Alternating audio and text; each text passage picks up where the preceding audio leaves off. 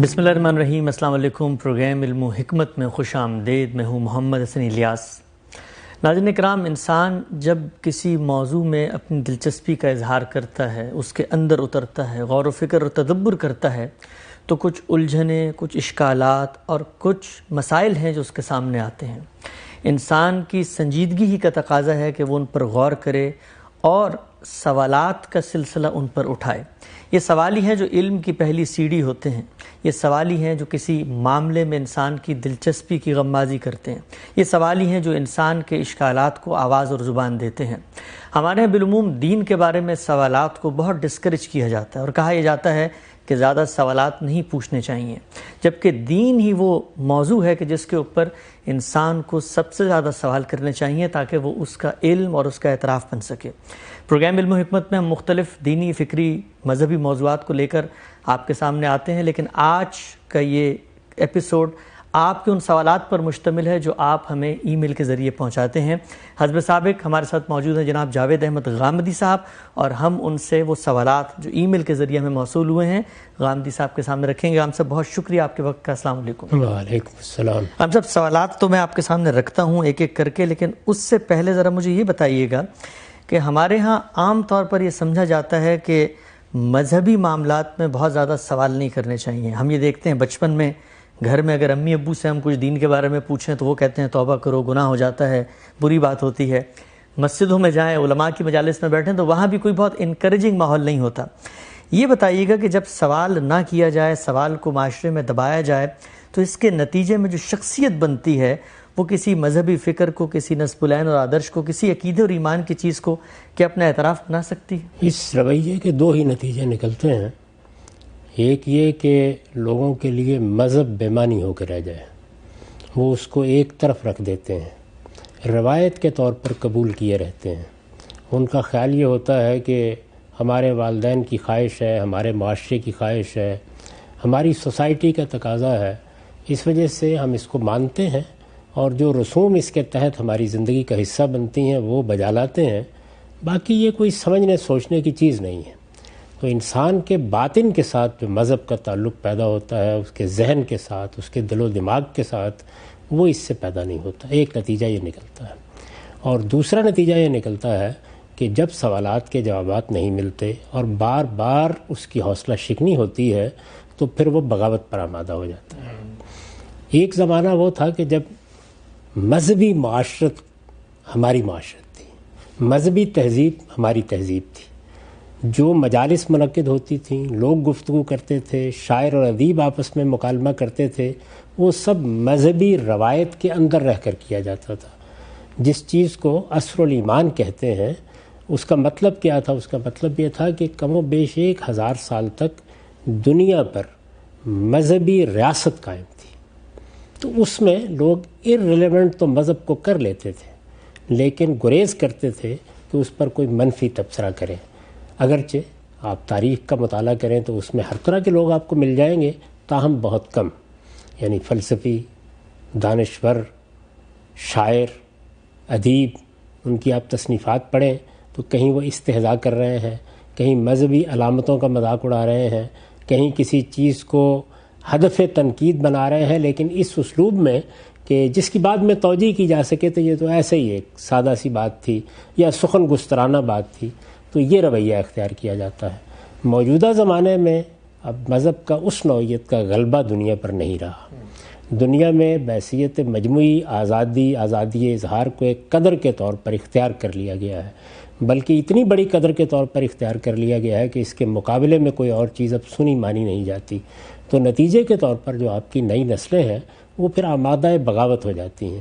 چنانچہ کھلے عام الحاد پر گفتگو ہوتی ہے، اس کے دلائل دیے جاتے ہیں، لوگ اپنے مذہبی عقائد کو چھوڑنے کا اعلان کرتے ہیں، وہ ایک مذہب سے وابستہ رہتے ہیں لیکن اس کو معاشرتی یا ثقافتی یا تہذیبی وابستگی سے زیادہ کوئی اہمیت دینے کے لیے تیار نہیں ہوتے۔ یہ دوسری صورت پیدا ہو جاتی ہے۔ تو اس لیے اس کے سوا کوئی چارہ نہیں ہے کہ لوگوں کو مذہب کا سچا علم دیا جاتا رہے۔ مذہب کا سچا علم اسی صورت میں ملتا ہے جب کہ دینے والے بھی مذہب کو خود اپنے لیے سمجھتے ہوں، یعنی ان کا ضمیر اس پر مطمئن ہو کہ ہم نے اس چیز کو جانا ہے اور اس چیز کو سمجھ کر مانا ہے، تو وہ پھر جس طرح خود مانے ہوئے ہوتے ہیں اسی کو شیئر کرتے ہیں، یعنی اپنا علم شیئر کرتے ہیں، اپنا علم شیئر کرتے ہیں، اس سے دوسروں کے سوالات کے جوابات بھی ملتے ہیں، اور وہ چونکہ خود اس سارے مرحلے سے گزرے ہوتے ہیں تو لازمی نتیجے کے طور پر حوصلہ شکنی بھی نہیں کرتے، بلکہ اس کے برعکس حوصلہ افزائی کرتے ہیں کہ لوگ بات پوچھیں، لوگ سمجھنے کی کوشش کریں، اور جو کچھ بھی وہ مانتے ہیں اسے حقیقی معنی میں مانیں، ان کا ایمان شعوری ایمان ہو، وہ کسی چیز کو محض اس لیے تسلیم نہ کر لیں کہ یہ ان کے والدین سے ان کو وراثتاً ملی ہے، ان کے معاشرے نے انہیں دی ہے، یا ان کی ایک تاریخ ہے جس پس منظر میں وہ پیدا ہوئے ہیں، بلکہ وہ ان کا شعوری اعتراف بن جائے۔ تو یہ چیز جب تک نہیں ہوتی اس وقت تک آپ خاص طور پر سوچنے سمجھنے والے لوگوں کو مذہب سے وابستہ نہیں رکھ سکتے۔ ہو سکتا ہے کوئی شخص اس پر مطمئن ہو جائے کہ سوچنے سمجھنے والے لوگ ہوتے ہی کتنے ہیں، لیکن کسی بھی امت، کسی بھی قوم میں یہ سوچنے سمجھنے والے لوگ ہیں، یعنی اس کے دانشور ہیں، اس کے جلیل القدر علماء ہیں، اس کے مختلف فنون کے ماہرین ہیں، جن کا کسی چیز کو ماننا اور نہ ماننا بحیثیت مجموعی معاشرے کی نفسیات پر اثر انداز ہوتا ہے۔ تو یہ بڑا ضروری ہے کہ لوگوں کے سوالوں کا سامنا کیا جائے، ان کو جواب دیا جائے، اور اہل علم یہ روش پیدا کریں کہ اگر کسی سوال کا جواب خود ان کو معلوم نہیں یا ان پر واضح نہیں تو وہ تحقیق کا طریقہ اختیار کریں، معذرت کر لیں اور یہ کہیں کہ ہم خود بھی اس پر غور کر رہے ہیں، اس سے کوئی خرابی نہیں واقع ہوگی، اس سے علم کی فضا پیدا ہوگی، لوگ چیزوں کو سمجھنا سیکھیں گے، اور ان کے اندر یہ رویہ پیدا ہوگا کہ چیزیں سمجھ کر مانی جاتی ہیں۔ اس کا جو ایک نقصان ہوا ہے وہ نقصان یہ ہے کہ ہمارے ہاں عام آدمی کی یہ تربیت ہی نہیں ہوئی کہ وہ کسی اختلاف کو سن سکے، اس کو گوارا کر سکے۔ جب آپ اختلاف کو سننے کا حوصلہ نہیں رکھتے، گوارا نہیں کرتے، آپ خیر مقدم نہیں کرتے، آپ آگے بڑھ پر اس پر غور کرنے کے لیے تیار نہیں ہوتے، ماننا نہ ماننا ایک الگ بات ہے، تو آپ کا رویہ شائستہ نہیں رہتا، آپ کے اندر بد تہذیبی پیدا ہو جاتی ہے، آپ دوسروں کو طعن و تشنیع کا نشانہ بناتے ہیں، آپ استہزاء کا نشانہ بناتے ہیں۔ آپ اگر دیکھیں تو خود قرآن مجید نے یہ بتایا ہے کہ جو لوگ پیغمبروں کے مقابلے میں کھڑے ہوئے انہوں نے بالکل یہی طریقہ اختیار کیا۔ اس کی وجہ کیا تھی؟ اس کی وجہ یہ تھی کہ جو اس وقت کا سوسائٹی کا نظام تھا وہ اپنے تحفظ کی نفسیات میں مبتلا تھا۔ اچھا، یعنی بجائے اس کے کہ علم اور تحقیق کی فضا ہو، لوگ آزادی سے سوچیں، غور کریں، اور چیزوں کے طرح و اختیار کے معاملے میں جو اللہ نے آزادی دی ہے وہ ان کو معاشرے میں بھی حاصل ہو۔ اس کے بالکل برخلاف اگر صورتحال یہ ہو کہ آپ کوئی بات کرنے سے پہلے 10 مرتبہ سوچیں، معلوم نہیں اس کا رد عمل کیا ہوگا، لوگ کیا کہیں گے، میرا معاشرے میں جینا بھی ممکن رہے گا یا نہیں رہے گا، تو اس سے جو گھٹن پیدا ہوتی ہے وہ علم کو بھی ہلاک کر دیتی ہے، وہ تحقیق کے دائیات بھی ختم کر دیتی ہے، اور لوگوں کو اس کا اندازہ نہیں ہوتا، اس کے اثرات پھر مجموعی قومی زندگی پر پڑتے ہیں اور بحیثیت مجموعی قوم میں زوال آشنا ہو جاتی ہے۔ ٹھیک ہے ہم صاحب، بہت تفصیل سے آپ نے بتایا کہ کیوں ضروری ہے کہ جو سوالوں کی روایت ہے اس کو انکریج کیا جائے، لوگوں کے سوالات کا سامنا کیا جائے۔ آغاز کرتے ہیں سوالات کے سلسلے کا۔ یہ پہلا سوال غم صاحب موصول ہوا ہے کہ یہ تفسیر معصور کیا چیز ہوتی ہے؟ عام طور پہ جب ہم یہ کہتے ہیں کہ تفسیر کسی چیز کی شرح کرتی ہے، اس کی وضاحت کرتی ہے، تو قرآن کی جب شرح و وضاحت کی گئی تو اس کو کیٹیگرائز کس اصول پہ کر دیا گیا، اور یہ جو کیٹیگری ہے کیسے وجود میں آئی ہے؟ رسول اللہ صلی اللہ علیہ وسلم نے قرآن مجید پیش کیا۔ رسول اللہ صلی اللہ علیہ وسلم کے زمانے ہی میں ایسا ہوا کہ بعض آیات کے بارے میں کوئی سوال پیدا ہو گیا، ٹھیک، یا رسالت مآب صلی اللہ علیہ وسلم نے اپنے طور پر کسی چیز کی وضاحت فرما دی، صحابہ کرام نے اس کو سنا، جب سنا تو آگے بھی بیان کر دیا۔ ٹھیک، رسول اللہ صلی اللہ علیہ وسلم سے اس طرح کی چیزیں بہت کم ہیں، یعنی شاید آپ گننے کے لیے بیٹھ جائیں تو 150 سے زیادہ چیزیں نہ ملیں۔ اچھا، لیکن پھر صحابہ کرام میں سے وہ لوگ جن کا علم سے تعلق تھا، یعنی ایسا تھا کہ بعض لوگ تو عام لوگ تھے، زیادہ تعداد انہی کی ہوتی ہے، لیڈر لوگ بھی تھے جو رہنمائی کا فریضہ انجام دے رہے تھے، قیادت کر رہے تھے، جیسے خلفائے راشدین تھے، لیکن ایک تعداد ایسے لوگوں کی بھی ہر معاشرے میں ہوتی ہے، اور صحابہ کرام میں بھی تھی، جو خالص علم سے دلچسپی رکھتے تھے، یعنی علماء صحابہ جن کو کہا جاتا ہے۔ عام طور پر مثال کے طور پر اگر پیش کرنا ہو تو سیدنا عبداللہ بن عباس اور عبداللہ بن عمر، اور اسی طرح عبداللہ بن مسعود، ان کو عبادلہ ثلاثہ کہتے ہیں، اسی طرح معاذ بن جبل، اور بہت سے صحابہ ہیں کہ جن کو علم سے دلچسپی تھی، زید بن ثابت رضی اللہ عنہ، تو یہ علمی چیزوں پر غور بھی کرتے تھے۔ آہستہ آہستہ یہی وہ صحابہ تھے جنہوں نے اپنے درس کے حلقے بھی بنا لیے. اچھا. ان میں قرآن مجید بھی زیر غور آتا تھا, پڑھاتے تھے. چنانچہ سیدنا عبداللہ بن عباس کے حلقے میں جو شاگرد تربیت پا کے تیار ہوئے ان کے نام آپ کو بہت سے ملتے ہیں. تو صحابہ کرام نے قرآن مجید کی کسی آیت کی تفسیر کی اور آگے روایت ہو گئی. اچھا. اس سے پہلے رسالت مآب صلی اللہ علیہ وسلم کی نسبت سے کسی آیت پر کوئی بات کہی گئی اور وہ روایت ہو گئی تو اس کو معصور کہتے ہیں. اچھا. یعنی اثر سے یہ لفظ بنا ہوا ہے, یعنی ایک چیز جو روایت کی گئی ہے, جو ہمیں پہلوں سے ملی ہے. تو یہاں ظاہر ہے کہ سب سے اولین حیثیت رسالت مآب صلی اللہ علیہ وسلم کی ہے, اس کے بعد صحابہ کرام کی ہے. چنانچہ ایک لمبے عرصے تک اسی بات کو پسند کیا جاتا تھا کہ اگر آپ کو قرآن مجید کی تفسیر کرنی ہے تو آپ اس دائرے میں رہیں جو تفسیر معصور کا دائرہ ہے. یعنی اگر آپ نے تفسیر کرنی ہے تو آپ بتائیں کہ اس آیت کے بارے میں آپ اگر کوئی رائے قائم کر رہے ہیں تو اس میں رسالت مآب صلی اللہ علیہ وسلم سے کوئی بات آپ کو منقول ملی ہے یا صحابہ کرام سے کوئی بات ملی ہے. اسی کو ابتدا میں لوگوں نے جمع بھی کیا. چنانچہ آپ ابن جریر وغیرہ کی تفسیر اگر دیکھیں تو وہ اگرچہ بہت بعد میں جمع کیے گئے ہیں لیکن یہی اقوال ہیں جو جمع کر دیے گئے ہیں. صحابہ کرام, تابعین, اس کے بعد ان کے حلقے بن گئے. تو جو پہلا دور ہے مسلمانوں کا جس کو خیر القرون بھی کہہ سکتے ہیں, جس میں خود رسالت مآب صلی اللہ علیہ وسلم کی ذات والا صفات ہے, صحابہ کرام کے درس کے حلقے ہیں اور پھر ان کے شاگردوں کے حلقے ہیں. یہ لوگ مختلف آیات پر اپنی رائے دے رہے ہیں, جو اختلافات ہو سکتے ہیں ان کو بیان کر رہے ہیں, اپنے شاگردوں کو بعض چیزوں کے بارے میں متنبہ کر رہے ہیں. کوئی خاص واقعہ قرآن مجید میں بیان ہوا ہے, بعض اوقات اس کی تفصیلات بیان کر رہے ہیں. تو یہ سب چیزیں آثار ہیں. یعنی آثار کا لفظ صحابہ کی روایتوں کے بارے میں استعمال ہوتا ہے. تو وہی تعبیر اس سارے ذخیرے کے لیے اختیار کر لی گئی ہے, تفسیر معصور. یعنی آپ یہ دیکھیں کہ فلاں آیت کے بارے میں صحابہ کرام نے یا صحابہ کرام کے شاگردوں نے کیا کہا ہے. ٹھیک ٹھیک ٹھیک. اچھا, یہ تفسیر ہی سے متعلق سوال ہے اگلا. پوچھتے ہیں کہ یہ امہات تفاسیر اکثر آپ اپنی گفتگو میں بھی ایک ریفرنس کے طور پہ کہتے ہیں کہ آپ ان کو جو ریفرنس کی یا سورس کی بکس ہیں, تفاسیر کی بنیادی کتابیں, ان میں آپ ان چیزوں کو اگر دیکھنا چاہیں دیکھ سکتے ہیں. تو یہ امہات تفاسیر کیا ہیں, یہ اصطلاح کیا ہے, اور کون کون سی کتابیں ہیں جن کو آپ امہات تفاسیر میں شامل کر سکتے ہیں؟ ایسا ہوتا ہے کہ جب بھی کوئی علم وجود پذیر ہوتا ہے تو اس میں بعض غیر معمولی لوگ پیدا ہوتے ہیں. ٹھیک. اور وہ اس علم میں ایسی چیزیں تصنیف کر دیتے ہیں کہ پھر سب کے سب ان کی مراجعت پر مجبور ہو جاتے ہیں. ریفرنس کا پوائنٹ بن جاتا ہے. ریفرنس کا پوائنٹ بن جاتا ہے. یہ کوئی تفسیری کے معاملے میں نہیں ہے, ہر علم میں ایسے ہی ہے.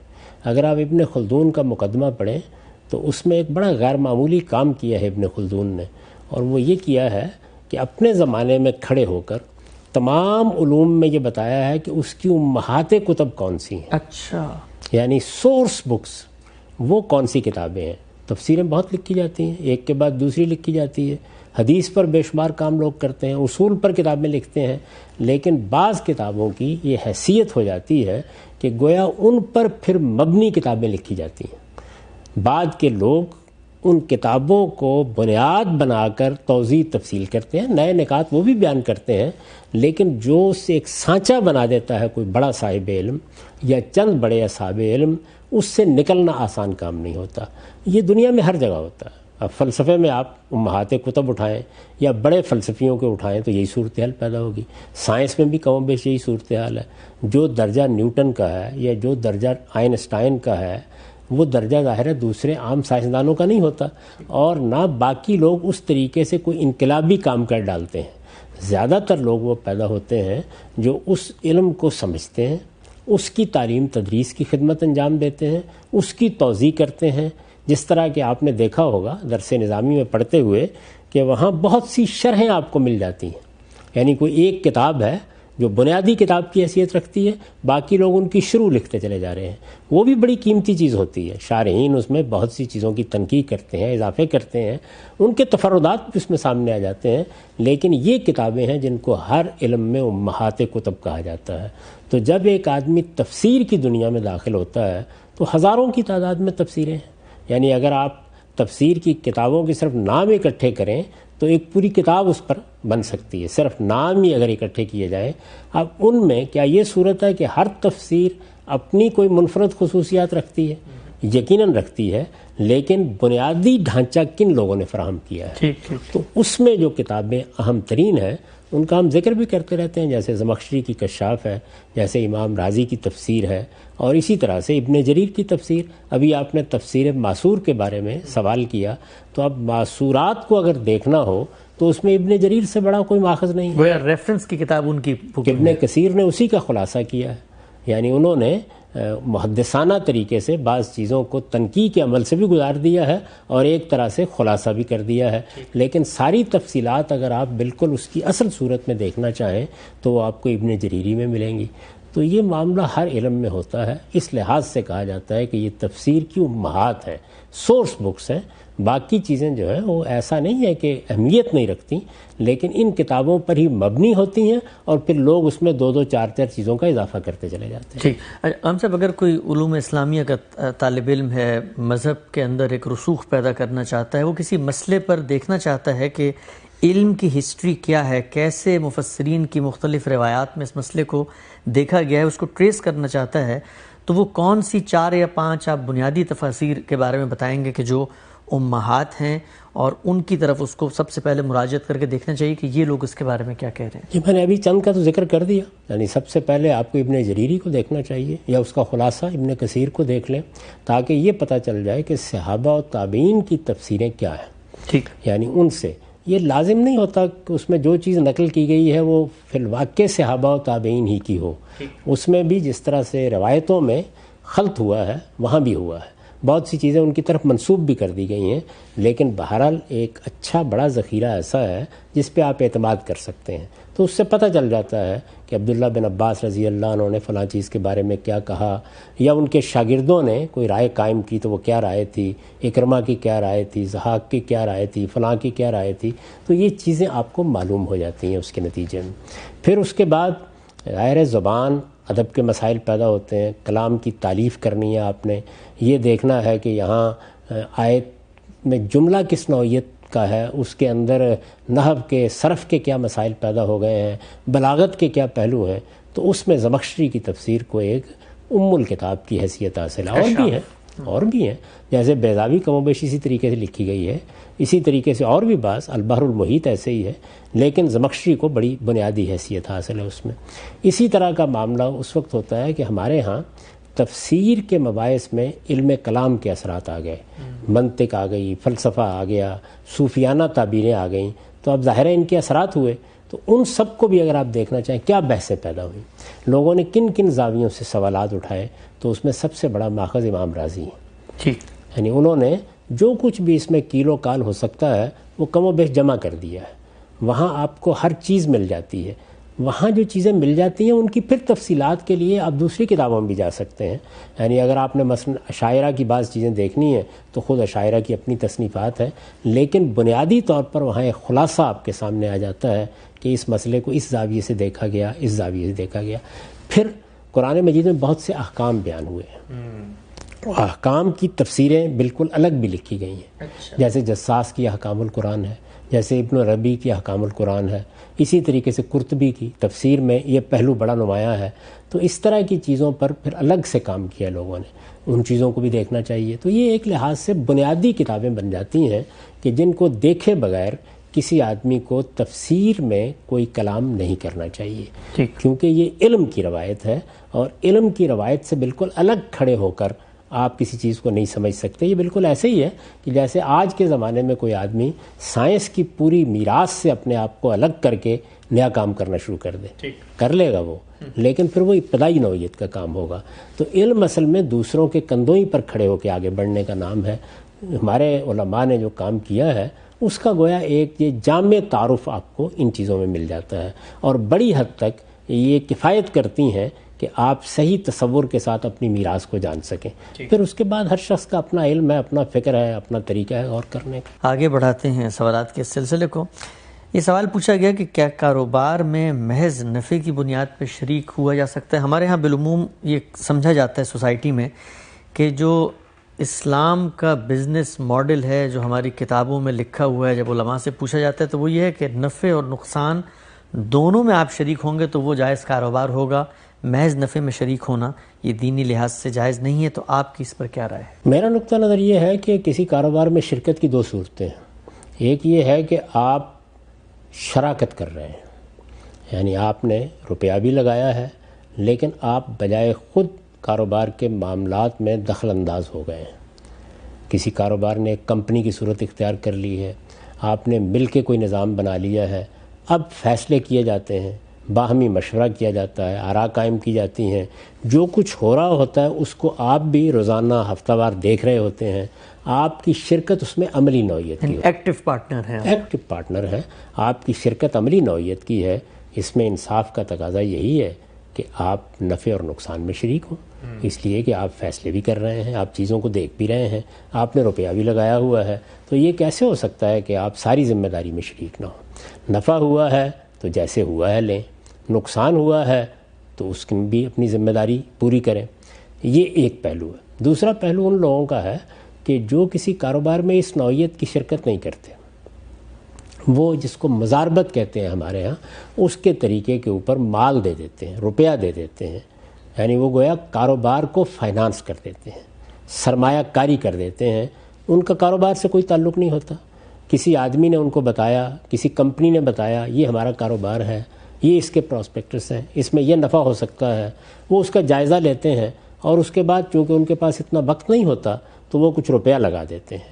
تو روپیہ کسی کاروبار میں لگانا یا اس میں فائنانسنگ کرنا، اس میں ظاہر ہے کہ آپ نہ فیصلوں میں شریک ہیں، نہ آپ برسر موقع موجود ہیں، نہ آپ حالات کو اس طریقے سے دیکھ سکتے ہیں، نہ جو کچھ کاروبار کے دفاتر میں ہو رہا ہے وہ آپ کی نگاہوں میں ہوتا ہے. آپ کے لیے یہ بھی ممکن نہیں ہوتا کہ آپ وقتاً فوقتاً بھی جا کر معاملات کا اس طریقے سے جائزہ لے سکیں. تو اس میں میرے نزدیک پرنسپل سیکیورڈ فائنانسنگ بالکل جائز ہے. اچھا، یہی انصاف کا تقاضا ہے کہ لوگ اس میں یہ کہہ کے روپیہ لگائیں کہ یہ سرمایہ کاری ہم کر رہے ہیں، کاروبار بند ہو جائے گا تو ہمارا مطالبہ صرف پرنسپل کا ہوگا. اس میں بھی ظاہر ہے کہ یہ چیزیں واضح ہوتی ہیں کہ اگر کوئی اس نوعیت کا نقصان ہو گیا ہے کہ جس میں ممکن ہی نہیں ہے تو پھر جائزہ لے کر آپ بہت سی رعایتیں دے دیتے ہیں. ان رعایتوں کے بارے میں خود قرآن مجید نے بھی تعلیم دی ہے کہ دیکھنا چاہیے حالات کو، لیکن عمومی طور پر یہی صحیح رویہ ہوگا. میں نے یہ دیکھا کہ دسیوں کی تعداد میں لوگوں نے، خود میرے اپنے جاننے والوں میں، باہر سے آ کے روپیہ لگایا. ان کو اسی طرح سبز باغ دکھائے گئے، لوگوں نے ان کا روپیہ لے لیا اور انہی روپوں میں سے کچھ دیر کے لیے 10%، 20% ادا کر دیا. بہت خوشی کی لہر دوڑ گئی، کیسا اچھا کاروبار ہے، لیکن پھر ہاتھ جاڑ کے دکھا دیا گیا. کمپنیاں بنی، اربوں کے اس طریقے سے فراڈ ہوئے. اور یہی معاملہ تو اس میں کچھ ٹھیک بھی ہوں گے، واقعی نقصان ہو گیا ہوگا، لیکن بہرحال زیادہ تر لوگ دھوکے میں مبتلا کیے گئے. تو اس لیے میرے نزدیک انصاف کا تقاضا یہ ہے کہ اگر ایک آدمی فیصلوں میں شریک نہیں ہے، وہ وہاں پر موجود نہیں ہے، روزمرہ کے معاملات کو نہیں دیکھ رہا ہے، اس نے محض سرمایہ لگایا ہے، محض سرمایہ کاری کی ہے، تو پھر اس کو پرنسپل سیکیورڈ ہی ہونا چاہیے. ٹھیک. ہم سے بھی جو سمجھا جاتا ہے کہ جو اسلام کا کوئی بزنس ماڈل ہے اس میں نفع نقصان دونوں میں شریک ہونا ہے، تو یہ بات بھی کہیں اسلام میں زیر بحث آئی ہوئی ہے؟ اسلام کا کوئی بزنس ماڈل نہیں ہے. اسلام نے صرف یہ کہا ہے کہ جو معاملات بھی ہوں صفائی کے ساتھ ہوں، رضامندی کے ساتھ ہوں، انصاف کے ساتھ ہوں. یعنی یہ اصول ہے.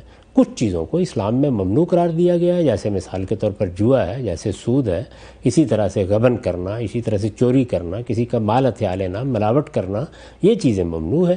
لیکن اگر یہ چیزیں نہیں ہیں اور آپ کاروبار کر رہے ہیں تو اس میں بنیادی چیز یہی ہوگی کہ انتراز ہو، یعنی رضامندی سے ہو، کسی کو دھوکے میں مبتلا نہ کیا جائے، کسی کو یک طرفہ نقصان نہ پہنچایا جائے، اور جو معاملات بھی ہوں انصاف کے ساتھ ہوں. میں اس کو انصاف کا تقاضا سمجھتا ہوں کہ اس زمانے میں، اور تجربات سے بھی یہی بات معلوم ہوتی ہے، فقہا بھی اگر اس کو دیکھتے تو میرا گمان یہی ہے کہ وہ اس معاملے میں اپنی رائے کو تبدیل کرتے. یعنی اس زمانے میں فائنانسنگ اس کے سوا کرنی ہی نہیں چاہیے کہ وہ پرنسپل سیکیورڈ ہوگی. ٹھیک ہے، ہم سب آگے بڑھتے ہیں. ایک اور سماجی مسئلہ ہے جو ہمارے ہاں اگرچہ کچھ تمدن کی تبدیلی سے اب کم ہوا ہے لیکن کہا جاتا ہے موجود ہے، جہیز کا تصور. باقاعدہ طور پہ لسٹیں بنتی ہیں، ڈیمانڈز ہوتی ہیں، آپس میں تبادلہ خیال ہوتا ہے. آپ کیا سمجھتے ہیں کہ اسلام میں جہیز کے بارے میں کوئی اطلاقی ہدایت موجود ہے، اس کو ممنوع قرار دیا گیا ہے، اور کیسے یہ جو جہیز کی ایک طرح سے لعنت بن گئی ہے سوسائٹی پہ، غریب لوگ اپنی بچیوں کی شادیاں نہیں کر پاتے، اس سے کیسے چھٹکارا حاصل کر سکتے ہیں؟ دو طرح کی چیزیں ہوتی ہیں. ایک یہ ہے کہ بجائے خود اللہ یا اللہ کے پیغمبر نے کسی چیز کو متعین طور پر ناجائز قرار دے دیا. ٹھیک. یعنی رسول اللہ صلی اللہ علیہ وسلم کے زمانے میں وہ مسئلہ پیش آ گیا اور رسول اللہ نے اس سے روک دیا اور اس کی وجہ بتا دی کہ کیوں روکا گیا ہے. دوسرے یہ ہے کہ عام اصول، دین کے جو عام اصول ہیں ان کو سامنے رکھ کر ہم کوئی رائے قائم کرتے ہیں. تو جہیز کا معاملہ بھی یہی ہے. یعنی ایسا نہیں کہ شریعت میں اس کو موضوع بنایا گیا ہے، جہیز کے بارے میں کوئی باقاعدہ حکم دیا گیا ہے، اللہ نے کوئی حکم دیا ہے، اللہ کے پیغمبر نے کوئی بات کہی ہے، اس طرح کی کوئی چیز نہیں ہے. یعنی یہ اصل میں سوسائٹی کی روایات ہیں. عربوں کے ہاں عام طریقہ یہ تھا کہ تمام تر ذمہ داری لڑکے والوں ہی پر ہوتی تھی. ابھی بھی بہت سے ایسے معاشرے ہیں کہ جس میں لڑکے والے ہی ذمہ داری اٹھاتے ہیں. ہماری سوسائٹی میں بدقسمتی سے یہ ہوا ہے کہ یہ ذمہ داری لڑکی والوں پر ڈال دی گئی. اچھا. درحال کہ ابتدا میں یہ کوئی بری چیز نہیں تھی کہ والدین ایک بچی کو گھر سے رخصت کر رہے ہیں، اس نے نیا گھر جا کے آباد کرنا ہے تو وہ اپنی طرف سے کچھ تحائف اس کو دے دیتے تھے، ضرورت کی کچھ چیزیں فراہم کر دیتے تھے. اس حد تک معاملہ کوئی ایسا قابل اعتراض بھی نہیں تھا. لیکن جب یہ ذمہ داری بن گئی، جب اس کے ساتھ مطالبات وابستہ ہو گئے، جب پست لوگوں نے باقاعدہ لسٹیں بنانا شروع کر دیں اور اس طرح سے لڑکیوں کو گھروں سے اٹھانا ناممکن ہو گیا، کہا گیا کہ ہاتھ پیلے کرنے کے لیے اب باپ کو اپنے آپ کو گروی رکھنا پڑے گا، تو یہ لعنت بنتی چلی گئی. تو اس لیے اس طرح کے معاملات میں میرے نزدیک صحیح اصول یہ ہوتا ہے کہ جو دین کی اقدار ہیں، ویلیوز ہیں، یا جو اخلاقی اقدار ہیں اور دنیا بھر میں مانی جاتی ہیں، ان میں لوگوں کو زیادہ سے زیادہ تربیت کیا جائے اور وہیں تک قانون کو استعمال کیا جائے جہاں قانون قابل عمل ہو سکتا ہو. عام طور پر قانون سازی ایسے معاملات میں کوئی بہت مؤثر نہیں ہوتی. معاشرے کی تربیت، تعلیم، معاشرے کے اندر اعلیٰ اقدار کا فروغ اور وہ لوگ اس میں نمونہ بنے، مثلا جو علماء ہیں، جو دانشور ہیں، جو سوسائٹی میں خصوصی حیثیت رکھتے ہیں، سیاستدان ہیں، جن کی طرف لوگ دیکھتے ہیں، تو آہستہ آہستہ یہ چیز تہذیبی روایت بن جاتی ہے. ایک بہت اچھی چیز میں نے بعض برادریوں میں دیکھی کہ وہاں برادری کے بڑے مل کے چیزیں طے کر لیتے تھے. یعنی کھانا ایسے دیا جائے گا، اتنی آپ جہیز میں چیزیں دے سکتے ہیں، اور باقاعدہ بڑے بزرگ اس کی نگرانی کرتے تھے. یعنی وہاں ظاہر نہ کوئی چیز چھپانی ممکن ہوتی تھی، نہ برادری کے سامنے کھڑا ہونا آسان ہوتا تھا، اور چونکہ برادری کے بڑے یہ کام کر رہے ہوتے تھے تو کسی کے لیے ناک رہ جانے اور ناک کٹ جانے کا مسئلہ بھی نہیں ہوتا تھا. تو یہ چیز بھی اختیار کی جا سکتی ہے، چنانچہ بڑی برادریوں میں اختیار کی گئی. میرے نزدیک اس میں ریاست کی سطح پر قانون سازی مؤثر بھی نہیں ہوتی، اس میں دھوکے کے امکانات بہت ہوتے ہیں، اور آپ ایک اچھی خاصی بلی تقریب میں پولیس کی مداخلت پیدا کر کے بدمزگی بھی پیدا کر دیتے. ٹھیک. اچھا قاسم صاحب، ہم نے یہ دیکھا امریکہ میں اور بعض جو جدید ریاستیں ہیں یورپ وغیرہ کی، وہاں پر اب یہ ٹرینڈ شروع ہو گیا کہ جب شادی ہوتی ہے تو اس سے پہلے دلہا اور دلہن کو ضروریات زندگی کی جو چیزیں مطلوب ہیں ان کی ایک فہرست جو لوگ شریک ہونا چاہتے ہیں شادی میں ان کو ای میل کر دی جاتی ہے، اور اس میں یہ ہے کہ اگر کوئی شخص تحفہ دینا چاہتا ہے تو ان کو استری مطلوب ہے، ان کو مثلا اس طرح کی کوئی چیز واشنگ مشین مطلوب ہے، تو لوگ اس کو سائن اپ کر کے خود ہی خرید کے تحفے میں بھجوا دیتے ہیں گھر پہ. تو کیا آپ کو لگتا ہے کہ ایک اچھا سبسٹیٹیوٹ ماڈل ہے کہ ضروریات زندگی بھی پوری ہوتی ہیں اور بوجھ بھی کسی پہ نہیں ہے؟ اچھی بات ہے اگر سوسائٹی شریک ہو جاتی ہے، بلکہ میں نے خود اپنے بچپن میں دیکھا کہ دیہات میں ایسی ہی روایت تھی. اچھا. لوگ کنٹریبیوٹ کرتے تھے. بلکہ میں تو اپنے بچپن میں بارہا دیکھتا رہا ہوں کہ دیہات میں بارات آتی تھی اور بعض اوقات 2-2 3-3 دن کے لیے لوگ رہتے تھے، تو اس میں بھی کوئی بڑا مسئلہ نہیں ہوتا تھا. آپ کی برادری کے لوگ ہیں، بلکہ برادری کے علاوہ بھی جو لوگ بستے تھے وہ آپ کے مہمانوں کو لے جاتے تھے. 2 نے 1 کو سلا لیا، کسی نے کسی دوسرے کو سلا لیا، کھانا بھی وہ کھلا دیتے تھے. تو اس طرح ایک برادری کی سطح کے اوپر یا کمیونٹی کی سطح کے اوپر لوگوں کی مدد ہو جاتی تھی. تو یہ بھی کیا جا سکتا ہے، اس میں کوئی حرج کی بات نہیں. وقار سے کرنا چاہیے، کس کی عزت نفس مجروح نہ ہو، اور اس کی حیثیت بھی لوگوں سے مطالبے کی نہ بن جائے. اگر ان تمام چیزوں کا لحاظ رکھا جائے تو یہ بہت اچھی روایت ہے. ٹھیک ہے ہم صاحب آگے بڑھتے ہیں. جہیز کی ہم نے بات کی، شادی سے متعلق ایک سوال ہے. یہ نکاح شغار وٹے سٹے کی جو شادی ہوتی ہے، اس کے بارے میں عام طور پہ دیکھا گیا ہے کہ مہر بھی یہی طے کر دیا جاتا ہے کہ جو دوسرا نکاح ہے وہی مہر ہے، اور کچھ دینی قباحتیں یا ممانعات کی بھی اس میں بحث آتی ہے، تو آپ کے نزدیک یہ بٹے سٹے کی شادی کے بارے میں کیا رائے ہے آپ کی؟ یہ بڑی خطرناک چیز ہے، ایسا بالکل نہیں کرنا چاہیے. شادی بالکل صحیح اصولوں کے اوپر ہونی چاہیے. اس کے نتیجے میں ایسے جھگڑے پیدا ہوتے ہیں اور ایک گھر اجڑتا ہے، دوسرا ساتھ اجڑ جاتا ہے. تو میرے نزدیک اس چیز کو کسی طرح بھی پسندیدہ نہیں قرار دیا جا سکتا. آپ دونوں جانب سے اچھے اصولوں کے اوپر ایک دوسرے کو پسند کر کے اس سے بے نیاز ہو کر کہ ادھر سے رشتہ ملا یا نہیں ملا شادی کریں. یعنی اگر ادھر کا لڑکا پسند ہے یا لڑکی پسند ہے تو شادی کرنے میں کوئی معنی نہیں، لیکن اس کو وٹا سٹا نہ بنائیں، کیونکہ جب آپ اس طریقے سے شادی کرتے ہیں تو دونوں گھر برباد ہوتے ہیں. اور اس میں میں نے دیکھا ہے کہ بچوں پر کیا اثرات پڑتے ہیں، خاندان پر کیا اثرات پڑتے ہیں. اس لیے اس کی حوصلہ شکنی کرنی چاہیے اور لوگوں کو بتانا چاہیے کہ اس کے مفاسد بہت زیادہ ہیں، وہ اس معاملے کو اختیار نہ کریں. ٹھیک. یہ سوال ہے غانم صاحب، ایک صاحب پوچھتے ہیں کہ ان کے والد کے انتقال کے بعد کسی ان کے دوست نے یہ مطالبہ کیا ہے کہ تمہارے والد نے مجھ سے اتنی قرض کی رقم لی تھی لیکن اس کا کوئی ثبوت ہمارے پاس موجود نہیں ہے کہ لی تھی یا نہیں لی تھی، تو اب یہ کہتے ہیں کہ کیا ہم وہ ادا کریں، کیا والد کو آگے اس کا حساب دینا پڑے گا؟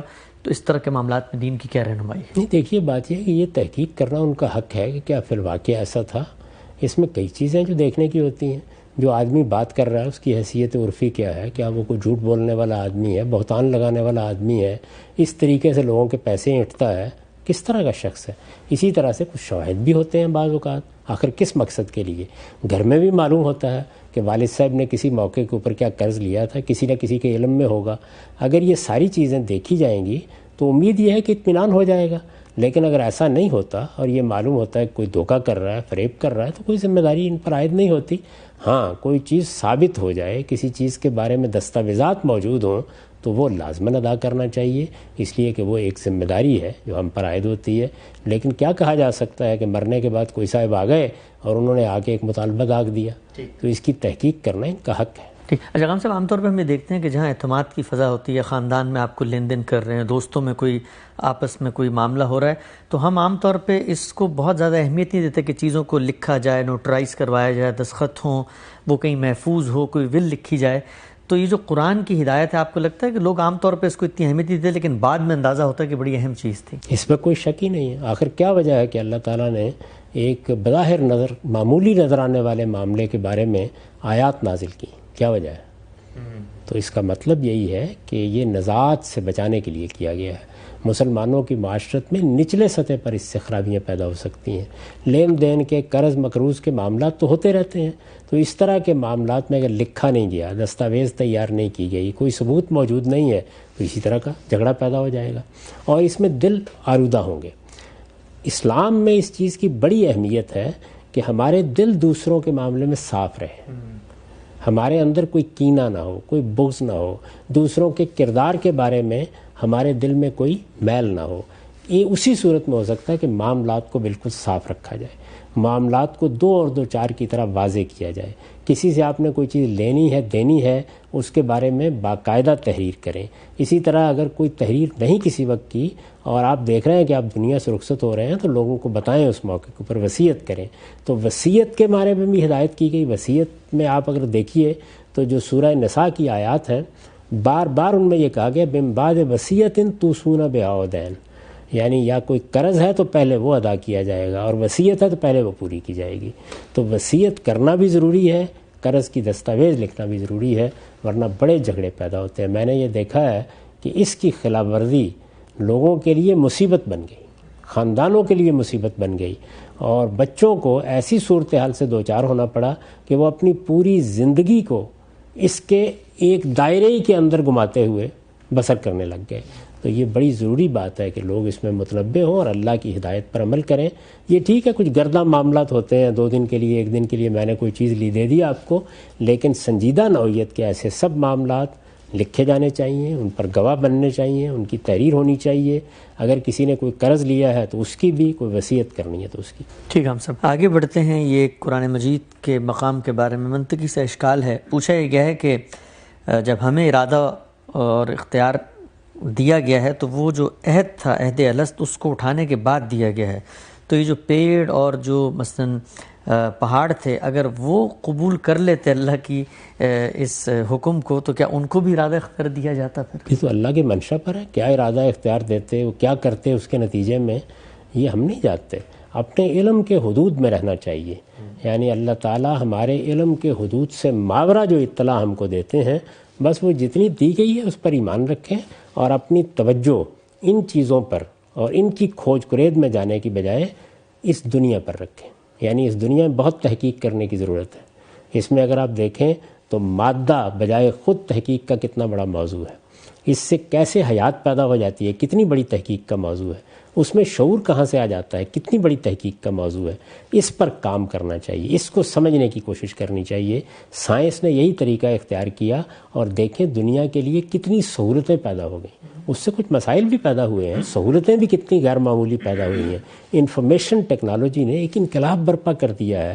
یہ سب ایسے ہی ہوا ہے کہ مادے میں کیا قوانین کار فرما ہے، مادہ کیسے کام کرتا ہے، اس میں کس طرح سے اطلاعات ٹرانسفر ہوتی ہیں، کیسے سفر کرتی ہیں، اس کا آپ نے مطالعہ کیا۔ اللہ تعالیٰ کے جو معاملات ہیں، یعنی اس عالم سے ماورا کائنات کے ساتھ اللہ کا کیا تعلق ہے، یہ کائنات کیسے وجود میں آئی ہے، یعنی ابتداً اللہ تعالیٰ نے کس طرح سے اس کو وجود بخشا۔ اس میں کچھ چیزیں وہ ہیں کہ جن کو ہم تجربے مشاہدے سے گزار سکتے ہیں، لیکن اس سے ماورا ایک بڑا علم ہے جس میں اللہ تعالیٰ نے جو بات بتائی ہے، بس اس پر اکتفا کیجئے۔ اور اسی چیز کو قرآن مجید نے بیان کیا ہے کہ ان معاملات میں انسان کو تھوڑا علم دیا گیا، ما اوتیتم من علم الا قلیلا۔ اس الا قلیلا کو سمجھ کر جتنا دیا گیا ہے اس کو تحقیق کا موضوع بنانا چاہیے۔ یہی وہ بات ہے جو دیکارت نے مغربی معاشرے کو بتائی اور سائنسی انقلاب برپا ہو گیا۔ ٹھیک، ہم سب آگے بڑھتے ہیں۔ یہ عملی نوعیت کا ایک سوال ہے، نماز کے بارے میں ہمیں بھی پیش آتا ہے، آپ اپنے تجربات سے اگر کچھ لوگوں کو بتا سکیں۔ یہ پوچھتے ہیں کہ نماز میں مختلف خیالات پیدا ہوتے چلے جاتے ہیں، اور توجہ، ارتکاز، ایک اللہ تعالیٰ کے ساتھ جو ایک یکسوئی کا معاملہ ہوتا ہے عبادت میں، وہ پیدا نہیں ہوتا۔ کھڑے ہوتے ہیں تو خیالات گردش کر رہے ہوتے ہیں، اس کو کیسے روکا جائے؟ دیکھیے، سب سے بڑی چیز تو یہ ہے کہ نماز کو وہ اہمیت دیں جو نماز کو دینی چاہیے۔ وضو کر کے کھڑے ہوں، اپنی یکسوئی کو مجتمع کریں، یہ سارے کام شعوری کام ہیں۔ یعنی اٹھ کے آپ نے کہا کہ چلیے 2 سجدے کرنے یا کر لیتے ہیں، یہ طریقہ نہیں ہونا چاہیے۔ نماز اہتمام کے ساتھ پڑھنی چاہیے، پہلی چیز یہ ہے۔ دوسری چیز یہ ہے کہ جب آپ نماز میں کھڑے ہوں تو کچھ اذکار بتائے گئے ہیں، کچھ تو لازمی اذکار ہیں جیسے سورہ فاتحہ پڑھنی ہے، قرآن کا کوئی حصہ ہم نے ساتھ میں لانا ہے، اسی طرح تسبیحات ہیں، دعائیں ہیں، مناجات ہے، تو ان کو تھوڑی سی بلند آواز سے پڑھیں، اس میں کوئی حرج کی بات نہیں ہے۔ اچھا، جب آپ ایسا کریں گے تو زیادہ امید یہ ہے کہ یکسوئی ہو جائے گی اور اس طرح خیالات کا انتشار نہیں رہے گا۔ اگر کسی وقت ایسا ہو جائے تو جس وقت آپ کو اس کا احساس ہو مجتمع کرنے کی کوشش کریں، تو بندہ یہی کر سکتا ہے۔ اس کے بعد بھی اگر کوئی کوتاہی ہو رہی ہے یا انتشار خیال موجود ہے تو اس پر کوئی مواخذہ نہیں ہے۔ آپ اللہ کے حضور میں پہنچ گئے، آپ ادب کے ساتھ کھڑے ہو گئے، آپ نے جا کے ہاتھ باندھ لیے، آپ نے پیشانی زمین پر رکھ دی، اصل نماز یہ ہے، یہ ہو گئی۔ اچھا، ہم سب یہ جو عام طور پہ لوگ اس تردد کا شکار ہوتے ہیں کہ نماز کے اندر وہ خشوع، وہ تذلل، وہ ایک زندہ نماز ہونے کا احساس نہیں ہوتا، تو یہ مجھے بتائیے گا کیا یہ جب ہو جاتا ہے تو ہر نماز میں ہوتا ہے، یا یہ کبھی کبھی انسان کے اندر یہ احساس یہ پیدا تو ہوتا ایک ساتھ کے بعد ممکن ہی نہیں ہے، یعنی اس کی کوئی مثالیں آپ کو صحابہ میں بھی نہیں ملتی۔ یعنی کبھی ایسا ہوتا ہے کہ آپ بس اٹھتے ہیں، اٹھ کے آپ ذمہ داری پوری کر لیتے ہیں، اللہ کی بارگاہ میں حاضری لگوا لیتے ہیں، اور ایسی نمازیں بھی ہوتی ہیں کہ جن میں آدمی چاہتا ہے کہ اس کا سر سجدے میں پڑا رہے۔ تو یہ مختلف کیفیات ہیں جو آتی رہتی ہیں، جاتی رہتی ہیں، اتنی ہی مطلوب ہے۔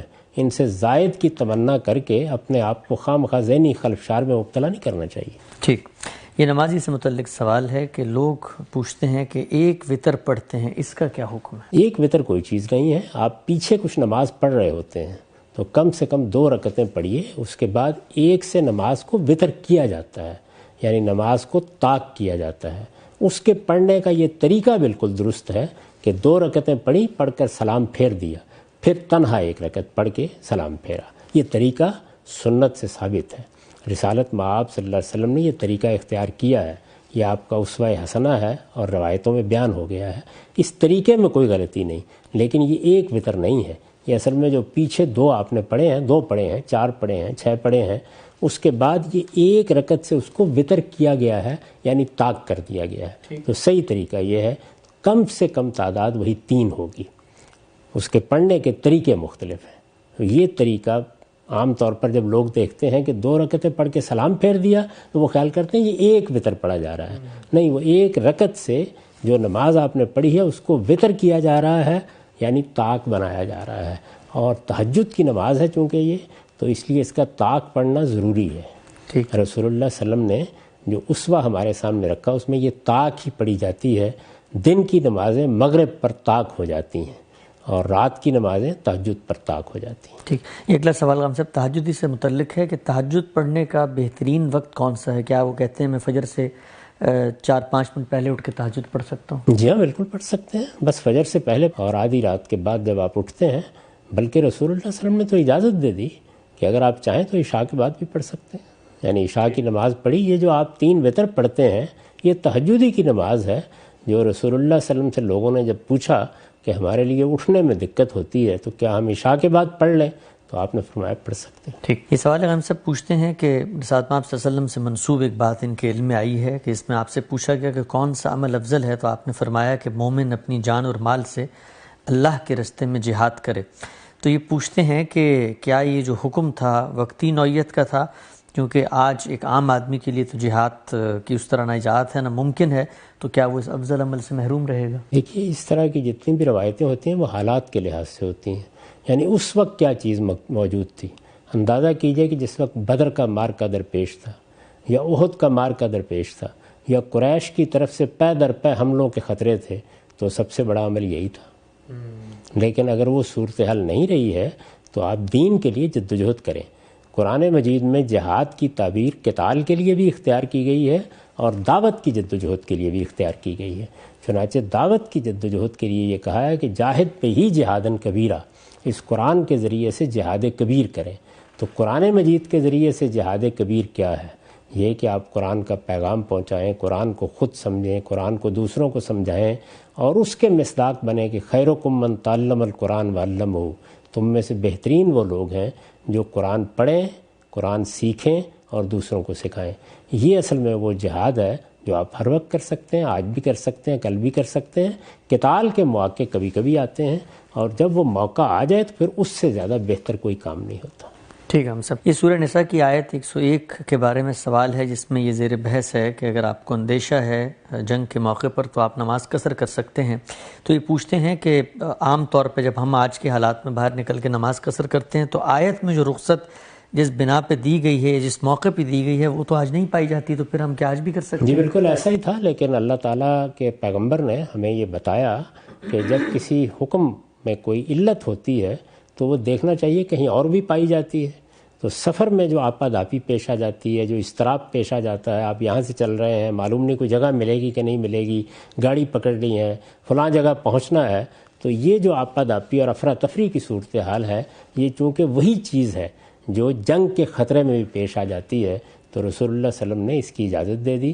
یہ علت پر قیاس کا اصول ہے اور یہ ہمارے پورے دین میں آپ جگہ جگہ دیکھتے ہیں کہ اس کا لحاظ کیا جاتا ہے. ٹھیک ہے. ہم سب یہ اگلا سوال سماجی نوعیت کا ہے.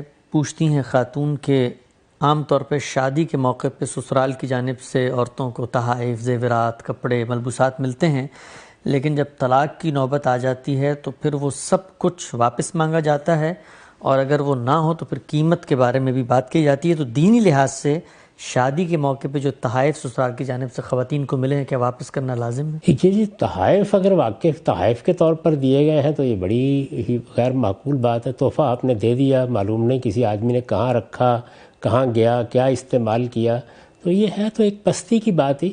لیکن جہیز جس طرح سے ہمارے ہاں ہے تو وہ بھی تحفہ ہی، جس طرح کی صورت اختیار کر گیا اس میں البتہ یہ ہوتا ہے کہ آپ نے کل شادی کی، لاکھوں روپے خرچ کیے، لوگوں نے بہت سا سامان خریدا، بچی دوسرے گھر میں گئی، اب نباہ نہیں ہو رہا، طلاق کی نوبت آ گئی، تو اس میں پھر یہی ہوتا ہے کہ فہرستیں پہلے سے بنی ہوتی ہیں اور ان کی واپسی بھی ہوتی ہے.